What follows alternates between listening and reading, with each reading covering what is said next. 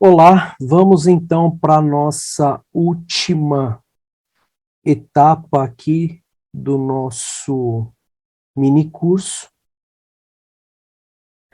Então, nós estamos aqui na quarta parte, que fala então sobre os riscos, avaliação dos riscos químicos, né, os agentes químicos. Então, vamos abordar aqui em particular alguns estudos de caso que envolve vapores e poeiras nos processos industriais. Bom, esse daqui então vai ser o nosso primeiro caso. Então, esse profissional, ele está exposto, ele está manipulando aqui, na realidade, álcool etílico, o famoso etanol, no processo de moagem e mistura, homogeneização nos pós-metálicos. Então ele adiciona esse álcool no processo industrial. Então esse daqui se chama moinho de atrito, e no final ele abre a válvula onde há descarga, onde tem aqui mais ou menos a utilização aqui de um recipiente, uma bombona de praticamente mais de 100 litros de etanol. Esse profissional não utiliza EPI, então trabalha muitos anos nesse setor, e a gente vai avaliar aqui a exposição desse profissional com relação a esse agente químico, ok? Bom, o segundo estudo de caso vai ser um processo de injeção por moldagem. Na realidade, parece ser uma ventosa, igual essa ventosa de dispositivo para fixação de celular no vidro do carro. Então, é o famoso PVC. Então, aqui no PVC nós temos o cloreto de vinila. Vamos discutir esse assunto aqui com relação a esse nosso segundo caso. E o terceiro caso, que não poderia faltar, que é a parte de poeiras, ou seja, o processo de jateamento, que é um produto ou um processo muito delicado, muito discutido no âmbito industrial, que nesse caso aqui, nós não temos aqui a esfera de vidro ou quartzo. Nesse caso aqui é o carboneto de silício, é o pó, aquele pó que é utilizado para abrasivos, para fabricação de lixas abrasivas, ok? É o mesmo pó, ele é utilizado nesse processo de jateamento que a gente vai mostrar, ok? Bom, então para isso, vamos falar rapidamente de alguns conceitos básicos aqui da fisiologia humana, a parte respiratória. Nós temos então aqui os conceitos básicos, né? Então, vamos falar rapidamente aqui da mecanismo de defesa contra os contaminantes, as inalações desses pós ou vapores, os riscos respiratórios, e vamos falar das classificações dos equipamentos de proteção respiratória, né, que são os famosos purificadores de ar, muitos chamam de máscara, né? O correto mesmo é purificador de ar. Bom, reforçando aqui nessa nossa última parte, nós estamos falando da avaliação dos riscos químicos no processo industrial, tá? Bom, então nós temos aqui, então, tanto vapores quanto poeiras, né, ou fumos metálicos, para quem trabalha com processo de soldagem, né, então entra-se aqui nas cavidades, na cavidade nasal e pela boca. Então, dependendo do tamanho do particulado, onde a gente classifica produtos ou particulados inaláveis, ok? Então, tem esse detalhe. E os respiráveis, quando adentram aos alvéolos, os bronquíolos aqui, o calibre aqui, são tão pequenos, para particulados abaixo de 10 micra. Muitos falam no singular, né? Microns, vem do inglês. Então, é 1 micron singular. 10 microns, bom, aí o microns é no inglês. No português é 10 micra. Então, é 1 micron, 10 micra, ok? Só para a gente reforçar aqui a nossa unidade aqui micrométrica, então no plural para nós, micra. Então abaixo de 10 micra, 2 micra já adentra facilmente aos alvéolos, então há uma inflamação, que é o que tem acontecido muito aí com o pessoal aí que adquiriu o Covid, né? Então o tamanho do diâmetro, né, do corona, do vírus, está em torno de 2 micra, então acessa muito fácil ao bronquíolos, aos alvéolos, onde há inflamação, por isso que muitas pessoas tiveram problemas relacionados ao trato respiratório, devido a essa inflamação aqui. Isso acontece da mesma maneira com os pós-metálicos, né, com os vapores. Então, a gente tem que tomar muito cuidado com o processo respiratório, ok? Bom, e aí nós temos aqui, então, as nossas defesas naturais. Então, nós temos mecanismo de defesa, que nós temos células macrográficas, né? Fágicas, melhor dizendo, corrigindo aqui, macrofágicas, que é o famoso come-come, vamos dizer assim. Você tem uma célula estranha, que é a partícula, vai às nossas células, mecanismo de defesa, que envolve essa célula estranha e tenta fazer a diluição desse produto, né? Dessa célula estranha, desse particulado. Então, o que acontece quando está lá dentro do nosso pulmão? Alguns particulados são inertes, né? Outros são insolúveis. No caso, se fosse aqui um cobre, por exemplo, há possibilidades de esse mecanismo lançar enzimas e dissolver isso de uma maneira muito tranquila. No caso de particulados como o quartzo, a sílica, né?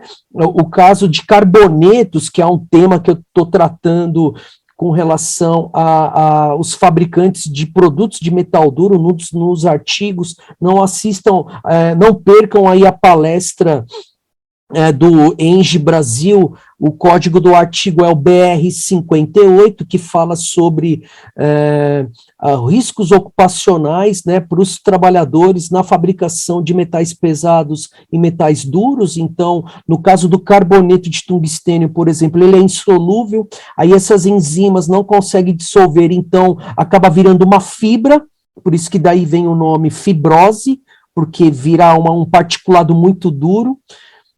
Então, no caso da sílica, você obtém a silicose, então você tem o pulmão danificado e o pulmão sadio, por isso que pedem muito a radiografia para analisar como é que está o nosso pulmão com relação a isso. Aqui, então, eu tenho uma imagem de um profissional, né, de uma fibrose massiva progressiva, né, essa fonte aqui foi extraída da enciclopédia da OIT, que está em espanhol, que trata sobre os metais pesados, né, materiais pesados, também tem a silicose. Então aqui é uma radiografia da caixa torácica que trata sobre a silicose. Bom, e o que é a silicose, né? Aonde é que tem essa questão do silício aí envolvido? Então, os mineradores, quem trabalha com mineração de carvão, peneiramento, processo de construção civil, operadores de processos de fundição de areia, ceramistas, oleiros, cortadores de arenito, granito, operadores que trabalham com a construção de túnel, trabalhadores da indústria de sabão, abrasivos, então, ou lixas abrasivas, trabalhadores que utilizam os jatos de areia. Então, no âmbito industrial, também tem essas máquinas que trabalham com esses abrasivos, no caso aqui, para pintura de peças, ou retirar rebarbas, limpeza industrial em peças, tirar a oxidação. Então, tem aqui um exemplo para limpeza superficial dessas peças. Aqui, por exemplo, uma peça, né, que foi passado aqui o jateamento, né, com carboneto de silício, ou com quartzo, ou alguns falam esfera de vidro, né, para limpeza, retirada de óleos, graxas, e assim por diante. Só que aí no Brasil é tratado como pneumoconiose. E a pneumoconiose, ela também encontra-se em outras profissões, no caso da soldagem, metalurgia do pó, mineração, fabricantes de refratário para as fornos industriais. Então, a pneumoconiose é uma doença gravíssima para quem está exposto a esses particulados, ok? Então, nós temos também a fibrose do pulmão, causado pela bauxita, minério para redução aí, para obtenção do alumínio, né? Para quem trabalha com berílio, para quem trabalha com grafite, né? Então, muitos chamam de grafitose o termo, mas é fibrose também do pulmão, siderose, muito utilizado na soldagem, na realidade é o óxido de ferro, né, no processo de soldagem. Então, nós temos aqui alguns códigos do CID, que é o Código Internacional de Doenças, ok? Bom, sobre limites de tolerâncias, nós temos alguns limites de tolerâncias que são tratadas na CGIH, porém na NR15 não há esses limites de tolerância, muito difícil de obter esses para particulados, para vapores químicos ainda encontra-se fácil, até porque a redação do anexo 11 da NR15 ainda está lá no final da década de 70, início da década de 80, não foi atualizado, por isso que volto a repetir, muitos profissionais da área de higiene ocupacional estão torcendo para que sejam aprovadas nessa nova proposta para o ano que vem, a inclusão aí da CGIH como os limites de tolerância, isso é um grande avanço para a higiene ocupacional, porém, quando os produtos não são conhecidos ou não estão especificados tanto na NR15 quanto na CGIH, para particulados inaláveis, 10 miligramas por metro cúbico,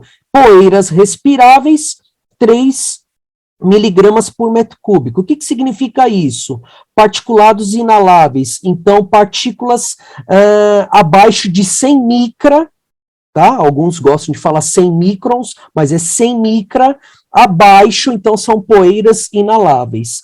Poeiras respiráveis são aquelas que entram com facilidade nos alvéolos pulmonares, então abaixo de 10 micra. Então percebe-se que os limites de tolerâncias aqui são especificados. Bom, importante a gente levar em consideração com relação aos vapores químicos ou particulados, né? Quando você, por exemplo, trabalha num ambiente que é espaço confinado, a gente descreve que é deficiente em oxigênio. A atmosfera ou ambiente pode ser classificado como IPVS. O que é IPVS? Imediatamente perigoso à vida ou à saúde, tá? Quando o percentual de oxigênio é abaixo de 13%, isso ocorre muito em espaço confinado, para quem trabalha com espaços confinados, âmbitos industriais como tanques, enfim, limpezas de tanques, recipientes, tem que tomar muito cuidado. E quando ela não é IPVS, ou seja, percentuais acima de 13%.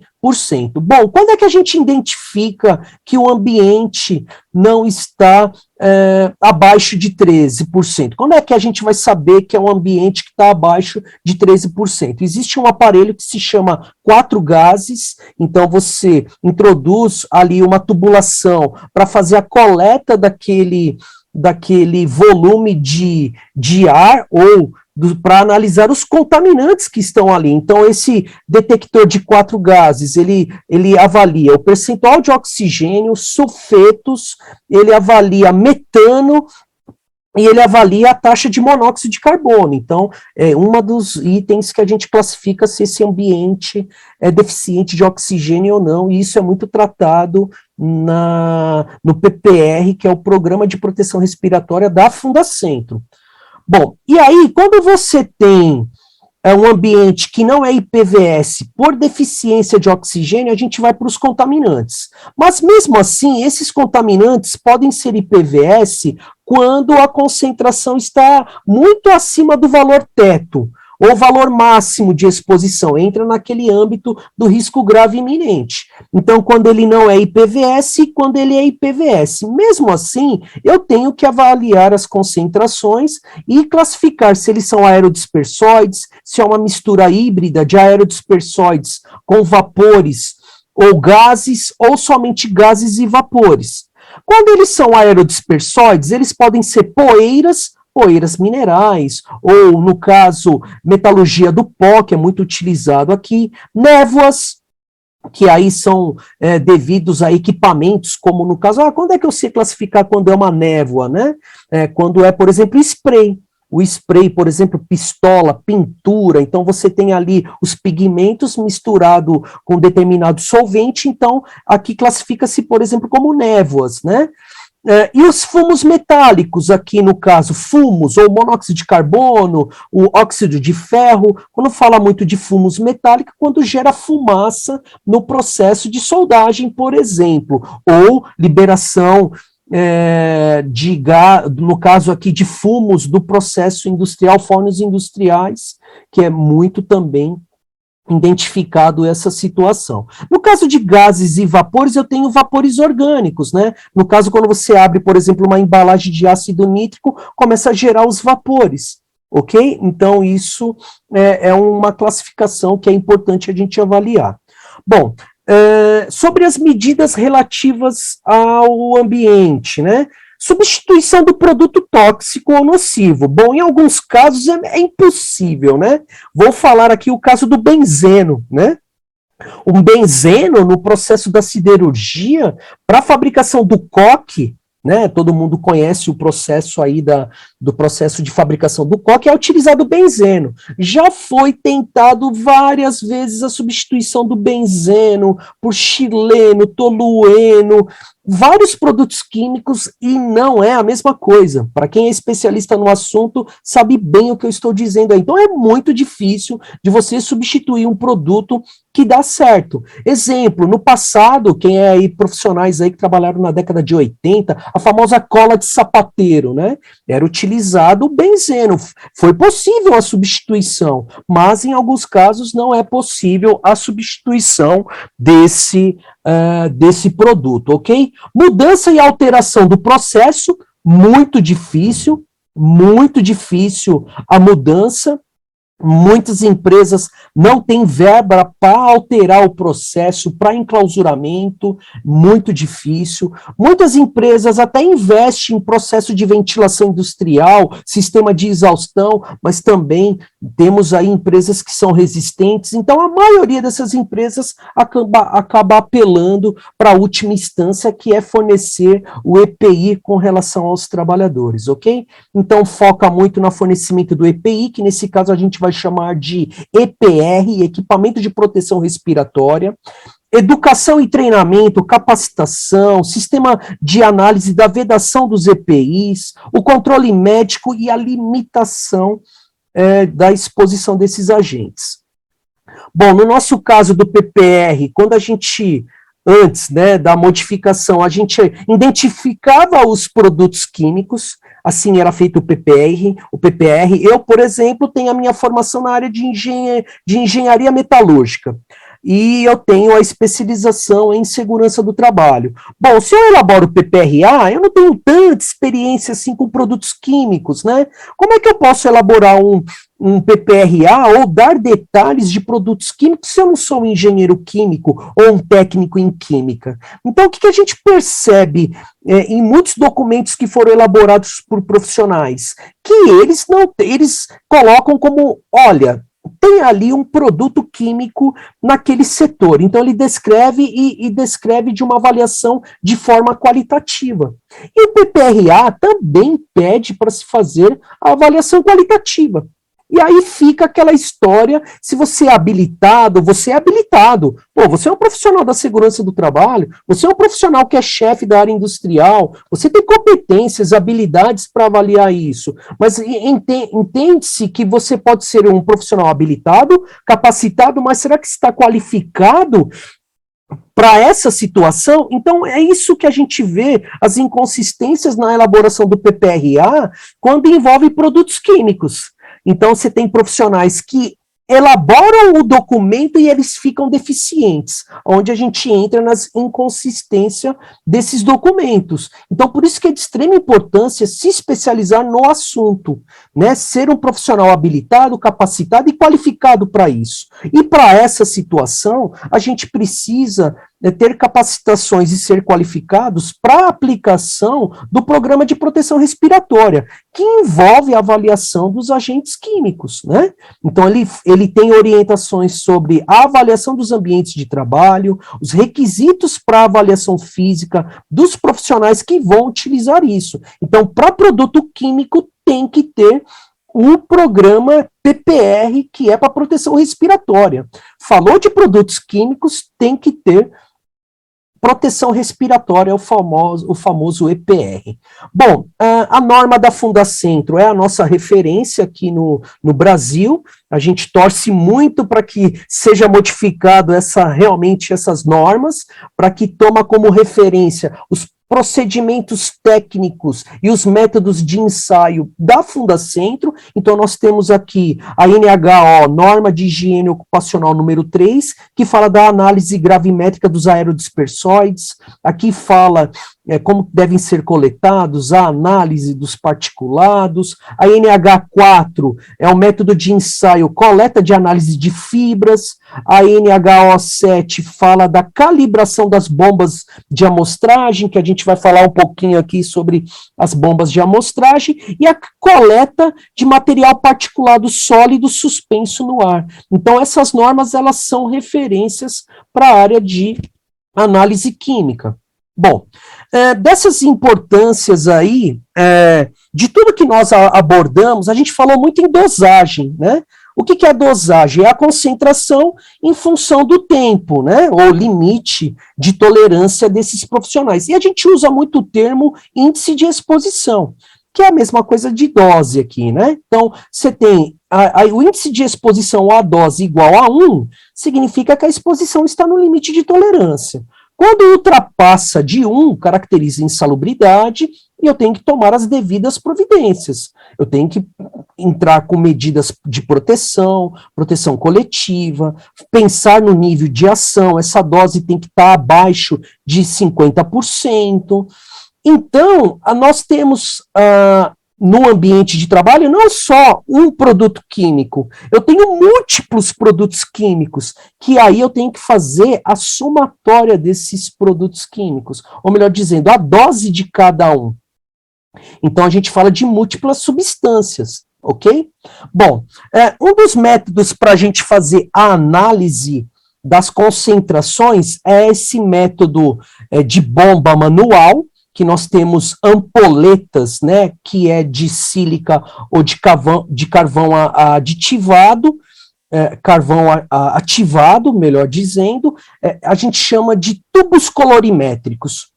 Esse daqui, ele é uma bomba, a gente chama que é um método de coleta ativo, então a gente precisa do profissional entrando no setor e fazendo a coleta. A NHO e a NR15 fala que a gente tem que padronizar essas coletas, no mínimo 10 amostragens no intervalo de igualdade de no mínimo 20 minutos.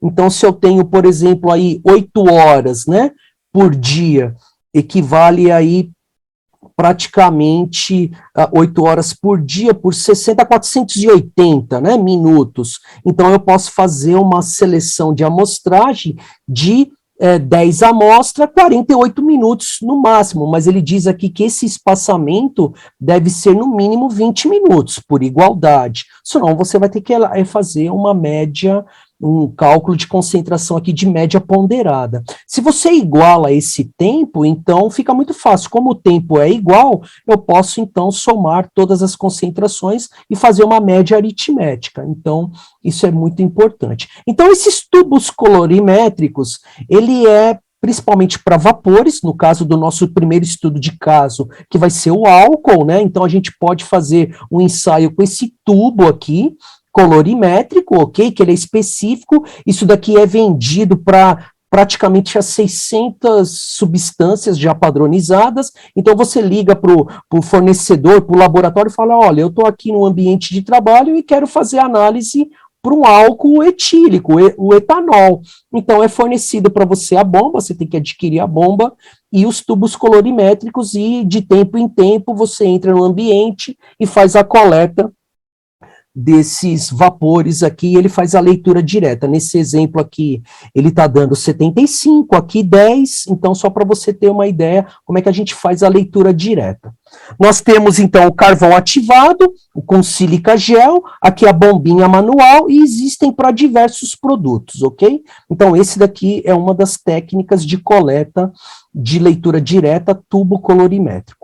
Para particulados, a gente já utiliza a bomba de amostragem. Então, ela é utilizada aqui, é acoplada no trabalhador, a gente já chama de método de coleta passivo, não preciso, eu só programo aqui a bombinha, carrega a bateria e ele faz, a gente tem que ajustar, é claro, a vazão, então de 1 litro até 4 litros por minuto.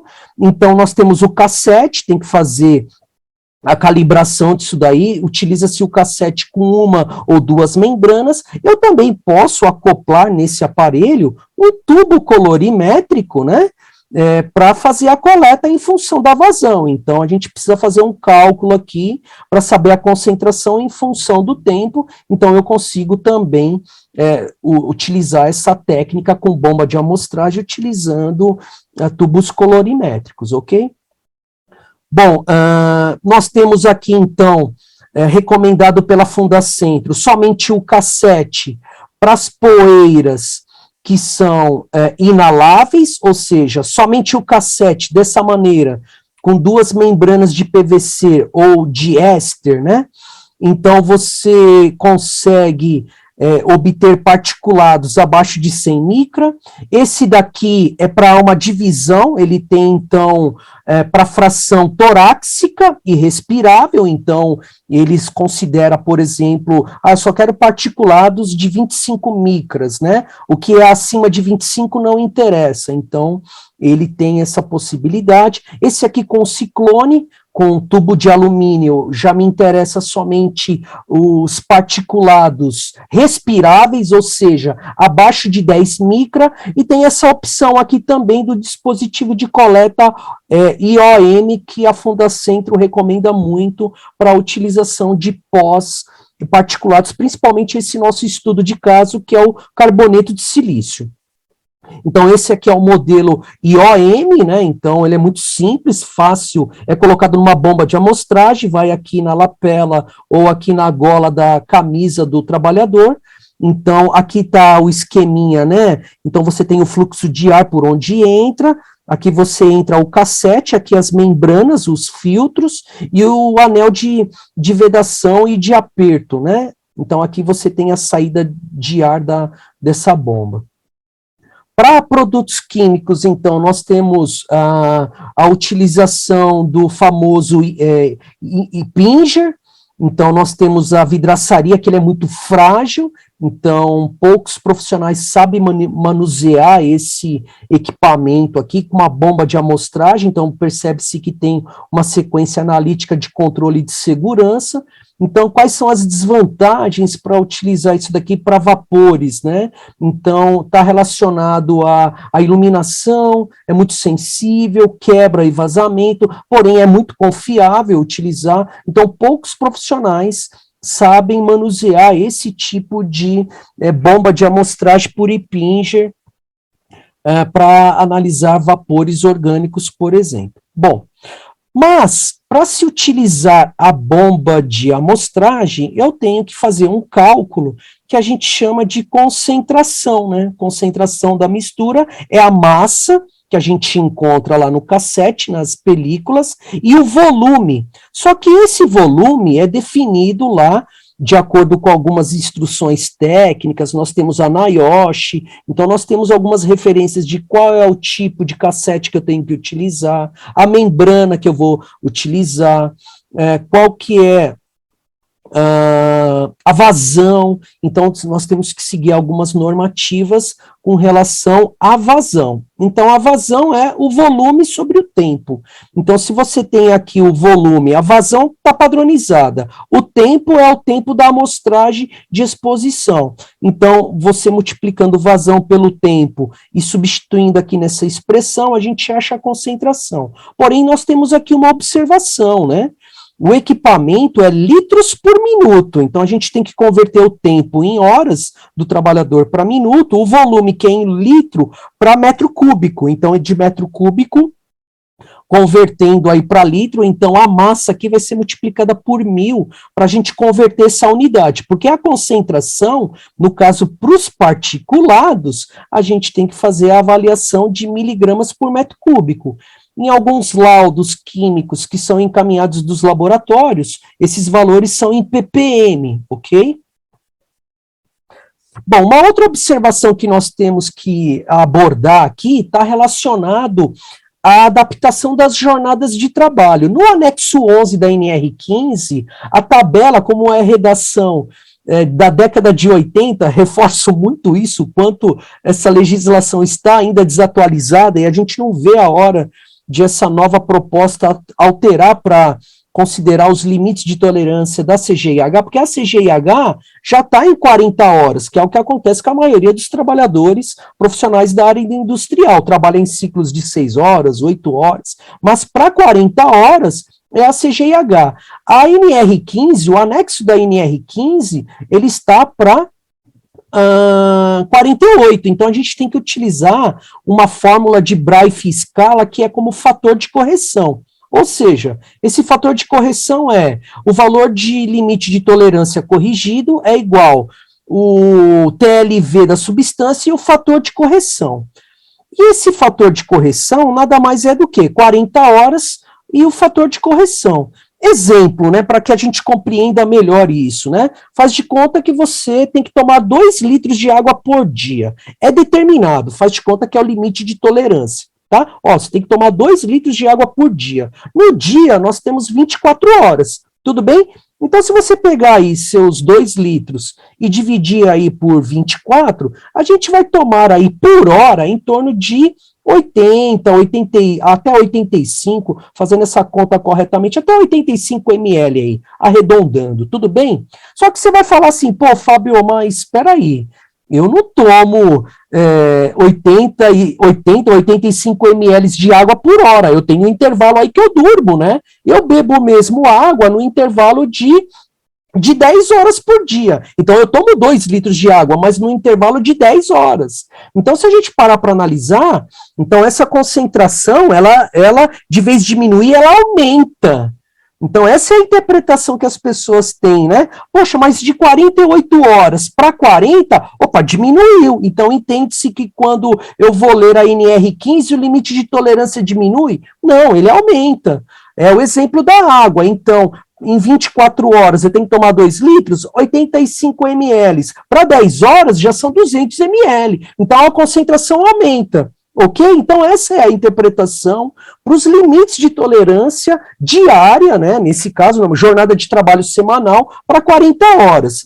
Só que na NR15 está de 48. Então, de 48 para 40, reduz a carga horária, mas o limite de tolerância aumenta, que é o exemplo aí do que de uma maneira hipotética da água que eu dei o exemplo, ok?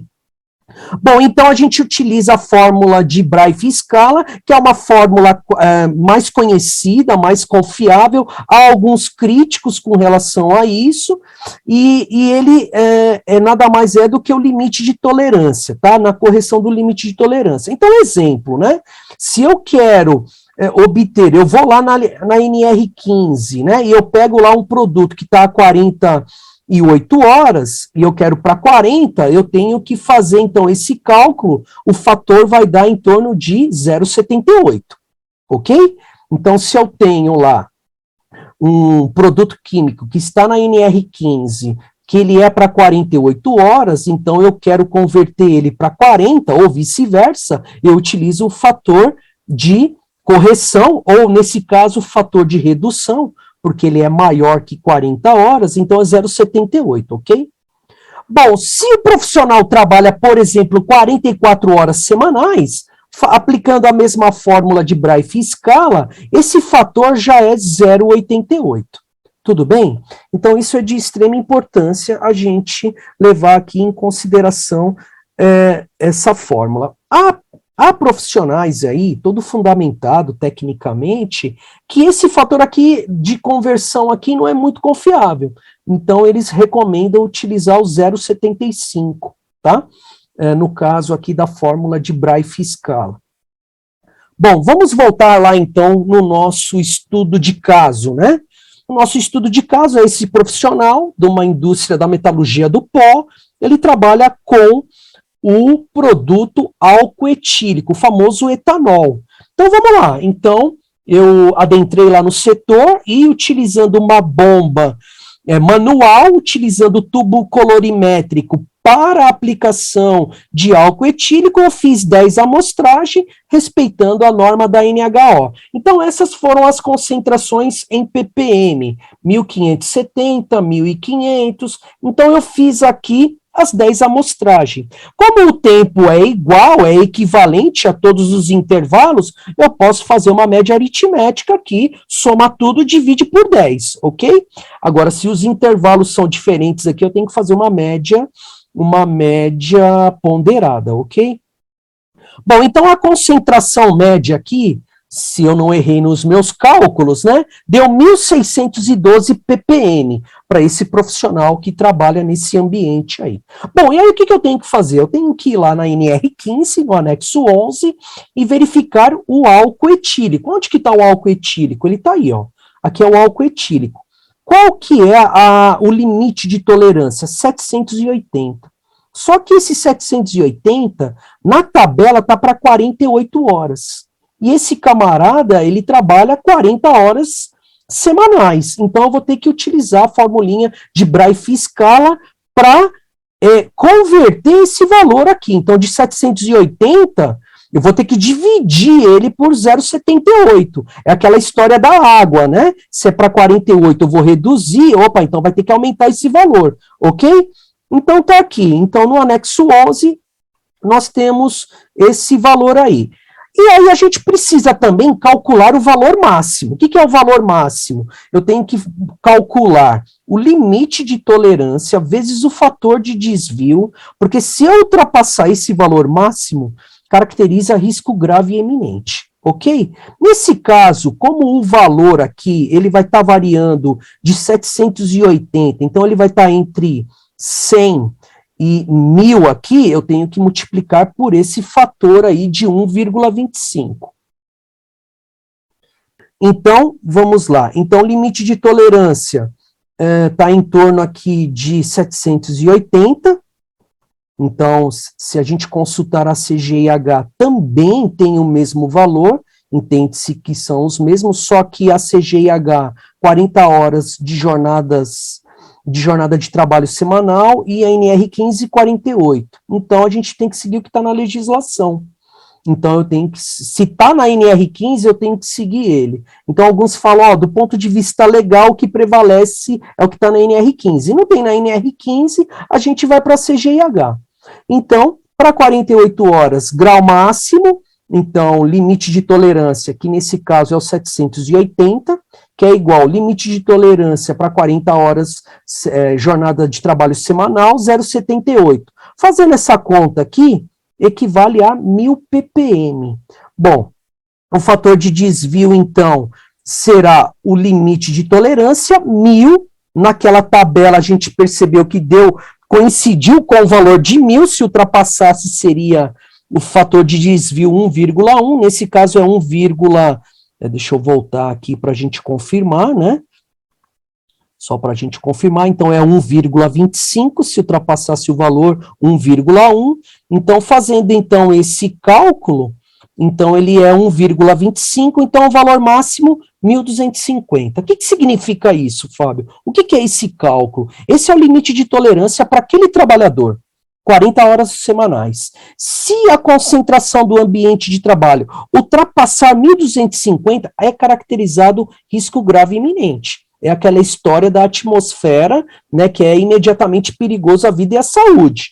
Né, mas aí a gente tem que ver os limites lá do IDLH para saber se se a pessoa inalou um pouquinho, se ela vem a óbito, isso que a gente tem que tomar um pouquinho de cuidado. Nesses casos, o PPR, né, da Fundacentro recomenda o seguinte: você conhece os limites de tolerância ou o valor máximo daquele ambiente? Não, então trata ele como se fosse um setor IPVS, ok? Bom, e aí a gente tem o nível de ação, que a NR9 e a NR1 agora, com a nova atualização, reforça muito no 50% do limite de tolerância. O que é isso? É o nível de ação. Então, o que é o nível de ação? É o limite de tolerância vezes 0,5, então eu tenho que chegar a 500 ppm. Então, para eu ficar tranquilo, para esse trabalhador desenvolver as suas atividades e não ter risco com a sua saúde, eu tenho que estar em torno de 500 ppm, ok? Então, só para reforçar aqui, o fator de desvio, então, 1,25. Bom, no caso aqui do etanol, né, olha lá, e a atual agora, esse aqui é o atual de 2021, o TWA não tem.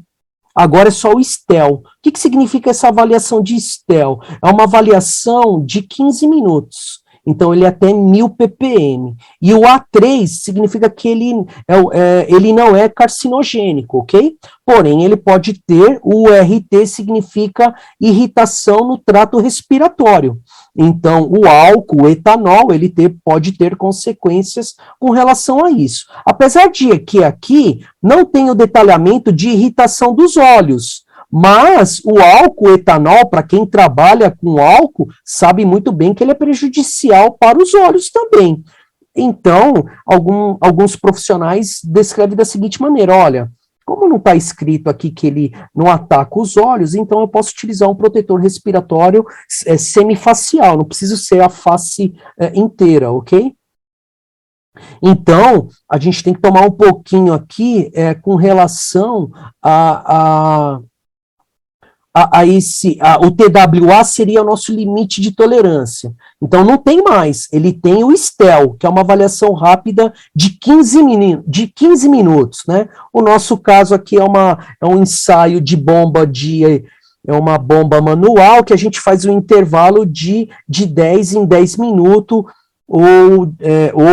desculpa, de 20 em 20 minutos, perdão. E nesse caso aqui, para o STEL é de 15 minutos esse intervalo aqui, que é o uso da bomba, ok? Então, está bem próximo aqui ao nosso limite de tolerância. Então, era 780, agora 1000 ppm, tá? Bom, o A3, olha lá, a CGIH trata como carcinogênico para animal, confirmado com relevância conhecido para os seres humanos. Então, o etanol A3, ele é carcinogênico para animal. Se ele fosse um A2, carcinogênico humano suspeito, tá? Bom, vamos avaliar então o índice de exposição, que agora a gente vai começar a chamar esse índice de exposição de fator de proteção mínima requerida, que é a concentração que eu obtive no ambiente dividido pelo limite de tolerância. A minha concentração deu 1612 e o limite de tolerância 1000. Então, isso aqui dá aproximadamente 1,6. No caso do fator requerido, eu posso arredondar, porque eu preciso selecionar o FPA. O que é o FPA? Fator de proteção atribuída. Eu preciso selecionar um EPI aonde o FPA seja maior que esse valor. E o valor ele é inteiro, tá? No FPA, de acordo com o PPR da Fundacentro, tá? Então, aqui nós temos aqui, então, isso significa que no ambiente de trabalho está 2 vezes maior que o limite de exposição. Então, a gente precisa procurar um equipamento de proteção respiratória que possui um fator atribuído maior que 2, ok? Então, vamos entrar um pouquinho. Então, isso aqui é identificar... O que é avaliação qualitativa, né? Nesse estudo de caso? É eu entrar no ambiente, opa, o funcionário trabalha com produto químico, álcool. Se eu coloco lá na minha avaliação, isso é uma avaliação qualitativa. O que é avaliação quantitativa? É o que nós fizemos aqui com essa bomba manual.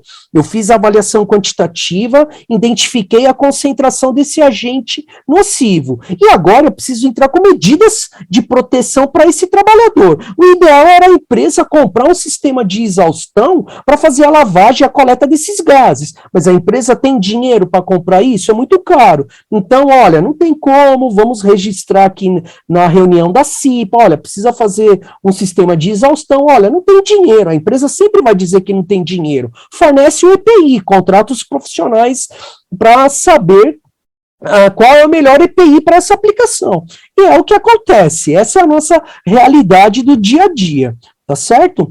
Bom, então, a gente precisa, então, propor as medidas preventivas, treinamento, avaliação da vedação e assim por diante. Bom, e aí a gente tem uma instrução normativa de 94 que fala da utilização do EPR, tá, como medida de proteção coletiva, tá, para todos os trabalhadores daqueles setores. Bom, e aí a Fundacentro, ela publica o Programa de Proteção Respiratória, que são as recomendações, seleção e uso dos respiradores, assim como também com relação a importância da seleção dos EPIs, que envolve o Inmetro, ou Sinmetro, ou Cometro, tá certo? E fala sobre as normas regulamentadoras, em particular, NR15, elencada com a NR9, agora elencada com a NR1 e a NR6. Então, percebam que essas NRs são multidisciplinares, ok?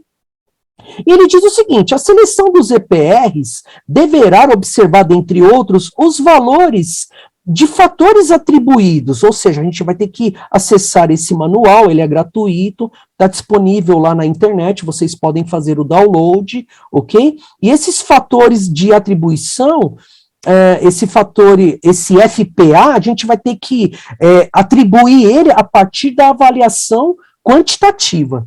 Então não dá para dizer o seguinte, ó, seleciona qualquer EPR aí para esse trabalhador e está tudo bem. Não é assim. Isso é erro técnico, isso se chama negligência, né? No mundo jurídico, se você não sabe arbitrar, toma cuidado, contrate profissionais que saibam arbitrar corretamente ou selecionar corretamente o EPR, ok? Então, quando ele fala atmosfera que contém sílica, asbesto, né? Deverá observar na seleção do respirador os outros quadros, os quadros 2 e 3 da instrução normativa. Bom, como é que a gente seleciona, então, esse FPA? O nosso FPA deu o equivalente a 2. O que significa isso? Esse é o fator de proteção mínima requerida. Então, eu preciso olhar aqui na tabela. Então, a gente precisa compreender melhor essa tabela aqui. Então, vamos lá. Tipos de respiradores. Eu tenho purificador de ar não motorizado, que são esses exemplos aqui, ó. Esses aqui são os exemplos de EPIs não motorizados. Os que são motorizados é o que tem aquele motorzinho, que é o que tem, por exemplo, ar comprimido, né? Ou aquelas bombinhas motorizadas, como se fosse aquele inalador, por exemplo, mas no caso...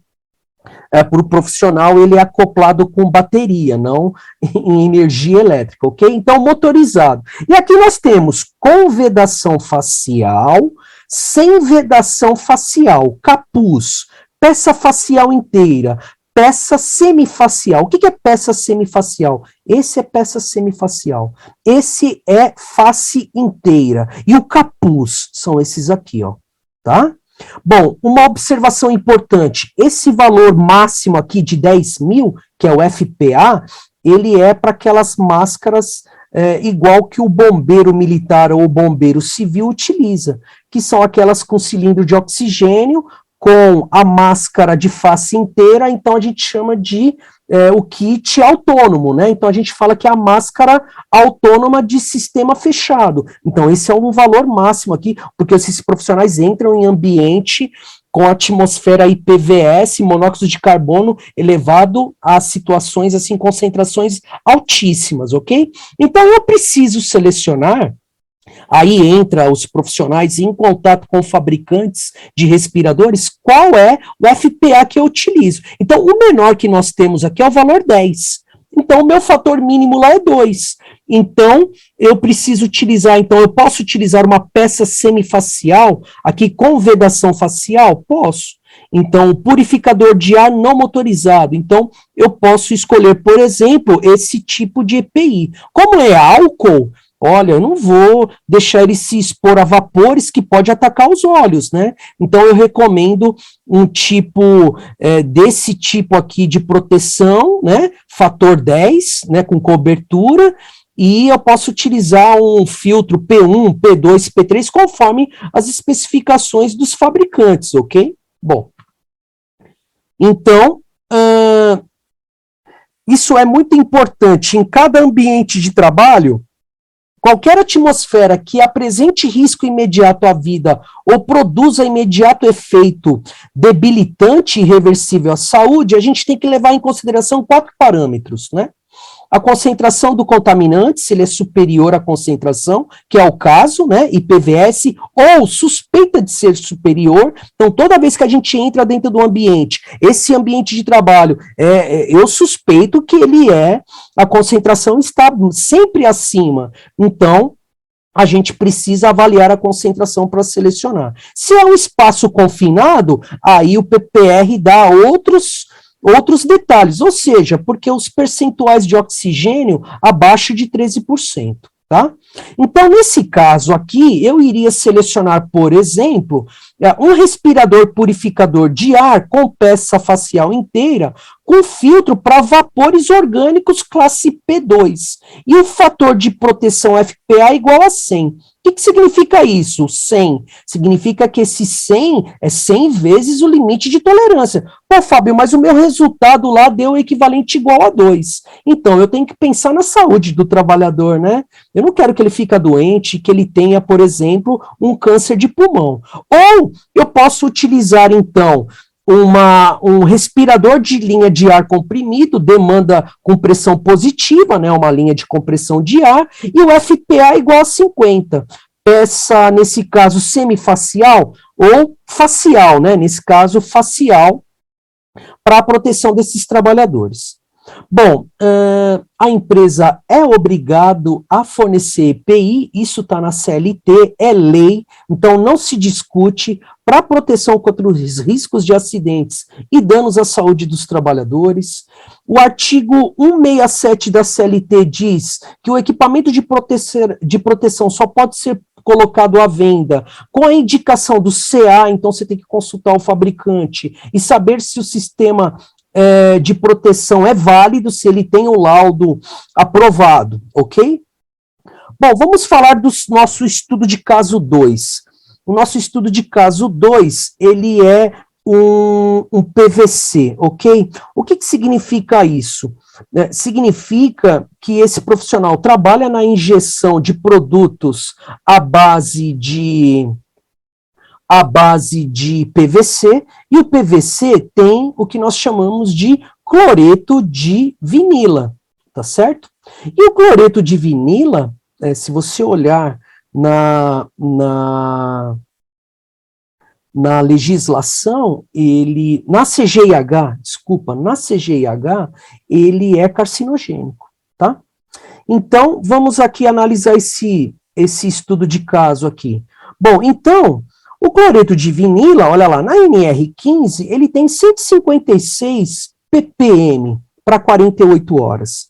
Como ele é 48 horas, só analisando a NR15, porque tem a legislação e tem na CGIH também, já já a gente vai consultar, então eu sou obrigada a usar o que está na legislação, arcaica ainda, desatualizada, final da década de 70, início de 80, isso revolta muitos profissionais da área de higiene ocupacional, porque a gente tem que pensar na saúde do trabalhador, porque ele está exposto a concentrações elevadas com relação a isso.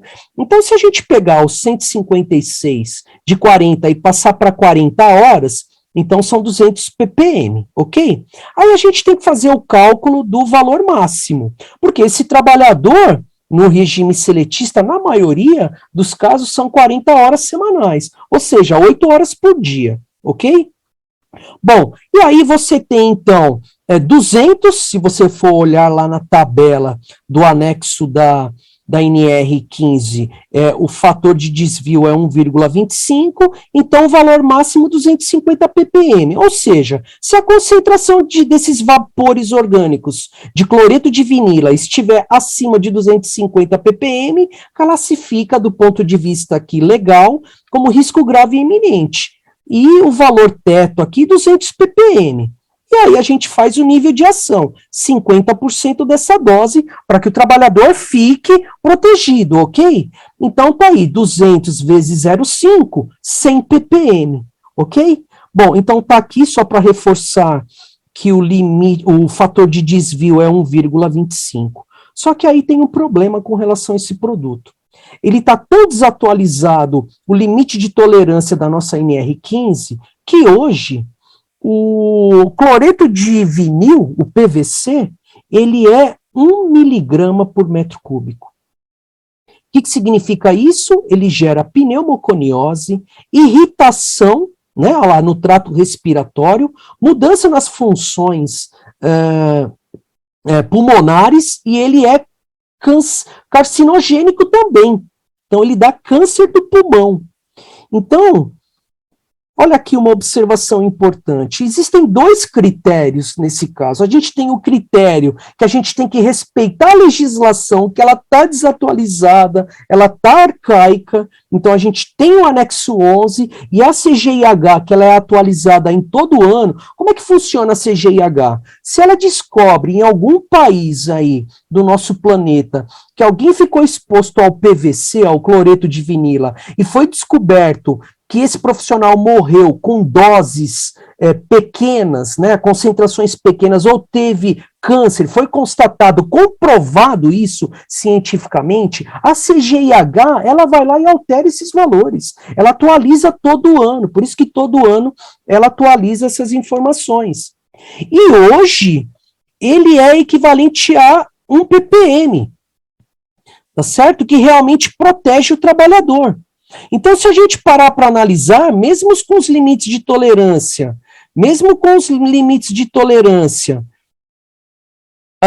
de 100, nível de ação de 100, ele não está protegendo o trabalhador.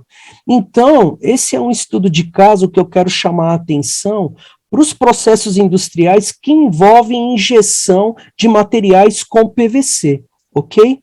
Então, fica aqui a dica. Vamos, então, para o nosso último caso. O nosso estudo de caso é o jateamento com carboneto de silício. Esse profissional está utilizando uma máscara, ou melhor dizendo, uma peça filtrante facial nível 2 com válvula de exalação, ok? Então, o profissional utiliza. Será que esse EPI é o correto? Será que ele é o correto? Então, está aqui o ambiente de trabalho como ele é sujo, né? Percebe-se aqui o tanto de pó que ao final do trabalho é depositado. Então, tem o problema de decantação.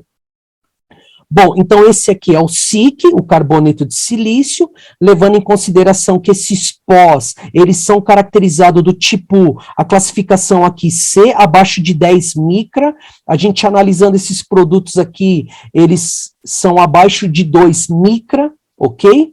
Bom, para que serve isso daqui então? São classificados poeiras respiráveis, melhor dizendo, inaláveis são abaixo de 100 micras, de 100 micra. Bom, então aqui eu tenho uma peça que está oxidada e eu passo ela no jateamento e ela fica com esse aspecto. Então é importante o processo de jateamento para limpar a peça, remoção de óxidos, para quem faz, por exemplo, um tratamento de galvanoplastia, um revestimento metálico, então é muito utilizado esse processo. Muitas pessoas confundem, o processo de jateamento é muito utilizado em esfera de vidro, esse daqui é o quartzo. E esse quartzo aqui, todo mundo utiliza o anexo 12 da NR15. E lá ele classifica duas fórmulas. Olha, quando é poeira respirável, né, a gente utiliza essa fórmula. Quando é poeira total respirável, que a gente chama aqui de inalável, a gente utiliza essa fórmula. A gente faz a coleta, utiliza a bomba de amostragem, conforme explicamos em slides anteriores. O laboratório, vê lá, olha, desse total de massa, o percentual de sílica é tanto, então a gente pega o parecer do laudo da análise do laboratório e coloca nessa fórmula e calcula o limite de tolerância. Percebam que a unidade é miligramas por metro cúbico. Só que essas fórmulas é utilizado para sílica cristalizada, para quartzo. E aí muita gente faz esse equívoco, porque fala que é silício e acha que tudo é silicose. Tudo bem que a utilização do carboneto de silício, tem o silício, alguns tratam como silicose, mas aqui o tratamento é outro, não é o anexo 12 da NR15. Então, vamos aqui para o nosso estudo de caso. Eu tenho que utilizar aqui, então, um separador de partículas, ciclone, conforme NIOSH. Eu preciso de um ciclone de alumínio para pegar particulados, que é o que nós chamamos de respirável, ou seja, importa aqui para mim somente os particulados de 10 micra, porque é preocupação com relação à entrada aos alvéolos, para que ele não tenha a pneumoconiose ou a fibrose. A gente está utilizando aqui uma membrana de PVC, a massa dessa amostra, 36 miligramas, que foi obtido, o laboratório informou isso para a gente, ou seja, você faz a diferença da massa final com a membrana depositada aos pós, menos a massa inicial, que é a massa da membrana. E aí a gente inicia a vazão com 2 litros, e aí começa meio-dia. Quando é 5 horas da tarde, a vazão sempre cai desse aparelho. Então você tem que fazer uma média aritmética aqui, então vai dar em torno aqui de 1,9 essa vazão aqui da sua bomba, ok? Então, essa massa aqui, você recolhe o cassete, recolhe, manda para o laboratório e ele te dá aqui o parecer de quanto que tem de carboneto de silício, e é claro que tem que avaliar o diâmetro da partícula para você avaliar que ele é o diâmetro aerodinâmico, ele é para partículas respiráveis, ok? Bom, e aí nesse caso, então, não tem na NR15 o carboneto, ou alguns chamam de carbeto de silício, então a gente tem que consultar aqui o carboneto de silício na CGIH, muitos também confundem com sílica, então há esse equívoco aqui também, o nosso caso é carboneto de silício. E aqui tem 2 informações. O que significa isso? Quando é inalável e quando é respirável. Esse daqui 100 micras, né? E esse aqui, então eu estou fazendo uma análise para particulados respiráveis, abaixo de 10 micra. Então, o limite de tolerância, 3 miligramas por metro cúbico. O que ele tem problema aqui? Câncer, olha lá. Irritação do trato respiratório, então tem câncer de pulmão, o carboneto de silício. Aqui ele é a fibrose, tá certo? Então aqui é a fibrose pulmonar. E câncer também, olha lá. Então a gente tem que tomar um pouquinho de cuidado com essas interpretações. Bom, então vamos lá. O SIC, no limite de tolerância da NR15, não há. Na CGIH eu tenho, para inalável, então, 10 miligramas por metro cúbico, e a respirável, 3 miligramas por metro cúbico. Fábio, se eu fizer a análise por inalável, então eu tenho que utilizar o cassete sem o ciclone do tubo de alumínio. Se eu estou utilizando o com tubo de alumínio, eu utilizo o respirável. Então, eu vou calcular o valor máximo, porque eu já tenho aqui o limite, o valor teto, né? Então, o valor máximo, ele é, então, 3, então 3 vezes 3, então equivale a 9 miligramas por metro cúbico. O nível de ação, 50% do limite de tolerância, então equivale a 1,5 miligramas por metro cúbico. E aí eu preciso fazer o cálculo da concentração. Eu não utilizo aquelas fórmulas do anexo 12, porque aquele é para sílica, esse aqui é carboneto de silício. Então eu utilizo concentração, isso aqui é o manual da NHO, que dá as fórmulas para a gente fazer o cálculo. Então a concentração da amostra é massa dividido por volume, e eu tenho que a vazão é o volume dividido por tempo. Uma observação importante, o volume é em litros, ok? o volume aqui é em litros, e o tempo é em minutos, então eu tenho que fazer essa conversão aqui de litros para metro cúbico. Então, 1 litro, né, na realidade, eu tenho que dividir por 1000 para obtenção de metro cúbico. Então, substituindo essa fórmula nessa expressão, eu vou ter massa vezes 1000, porque esse 1000, conversão de unidade de metros cúbicos, né, para litro, ok? Então, eu tenho vazão vezes o tempo. Bom, a massa é 36 miligramas vezes 1000, a vazão, lembra que a vazão inicial era 2 e o final 1,8? Então, a média, 1,9. E o tempo? O tempo, o profissional começou aqui, vamos voltar aqui no nosso enunciado aqui, o tempo inicial. Opa, eu peço desculpa aqui. Então, o nosso tempo inicial, às 12 horas, e o tempo final da amostragem, às 17 horas. Ok? Então, aqui nós temos 5 horas, correto? 5 vezes 60, então eu tenho 300 minutos, é isso? Ok? Então, eu tenho 300 minutos, vezes 1,9, 570. 36 vezes 1000, 36 mil. Então, a concentração da amostra resultou em 63,16. O limite de tolerância que nós vimos na CGIH equivale a 3. Então, o fator aqui, nesse caso, que é índice de exposição, é a mesma coisa que o fator de proteção mínima requerida. Esse valor, ele é absoluto. O FPA tem que ser maior do que isso. Só que eu tenho o nível de ação. Se eu aplicar o conceito do nível de ação, que é a 50% desse valor, eu tenho, então, nível de ação, eu vou ter, então, 63,16 dividido por 1,5, eu vou ter, então, aproximadamente 42. Ou seja, o meu FPA tem que ser 50%, né, o limite de tolerância. Então, aqui eu tenho que escolher, no mínimo, um FPA 50, que são 50 vezes o limite de tolerância.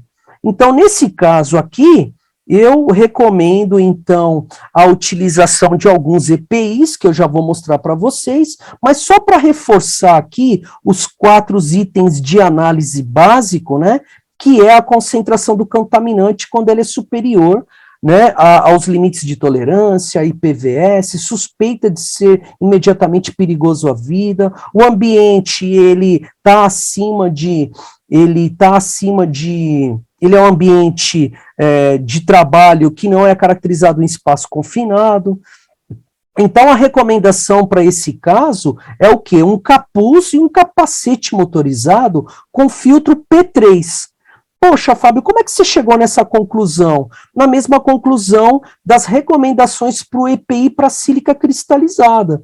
De acordo com o meu fator de proteção mínima requerida e pensando no nível de ação, para que esse profissional não tenha o câncer, eu vou utilizar EPIs até 50 vezes o limite de tolerância. Então, a recomendação nesse caso aqui, um respirador, eu posso escolher essas 4 opções aqui, ó. Respirador com peça facial inteira, sendo P2 ou P3, respirador motorizado com peça semifacial, filtro P2, linha de ar de fluxo contínuo, peça semifacial, linha de ar de demanda e peça semifacial com pressão positiva. Esse daqui é um capuz, tá? Esse daqui é um capuz ou capacete motorizado e filtro P3, ou seja, 1000 vezes o limite de tolerância. Então, eu tenho que pensar e cuidar dos nossos trabalhadores, ok, pessoal? Então, fico por aqui, encerrando o nosso mini curso. Espero que você tenha aprendido um pouquinho sobre o que são riscos ambientais e quais são as seguranças nos processos industriais com relação às novas diretrizes da CGIH, com as mudanças da legislação e as orientações da Fundacentro. E até a próxima. Muito obrigado a todos.